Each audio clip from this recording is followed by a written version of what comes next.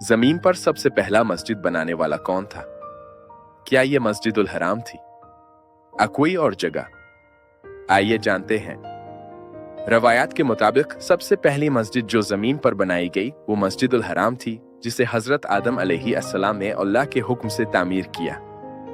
बाद में हजरत इब्राहिम और हजरत इस्माइल अलैहिस्सलाम ने इसी जगह पर अल्लाह के घर की बुनियाद दोबारा बुलंद की।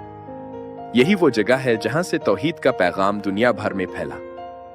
मस्जिदुल हराम की तारीख सदियों पर मुहित है, जिसमें मुतअद्दिद तौसी और तज़ीन व आराइश की गई ताकि बढ़ते हुए हुज्जाज किराम की तादाद को एडजस्ट किया जा सके।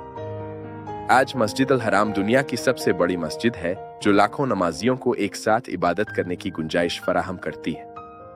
ये इस्लाम का सबसे मुक़द्दस मकाम है, जो दुनिया भर से मुसलमानों को नमाज, हज और उम्रा के लिए अपनी तरफ खींचता है। मस्जिदुल हराम में एक नमाज की अदायगी बेपनाह अजर व सवाब रखती है, जो हर मुसलमान के लिए रूहानी सफर का मरकज है।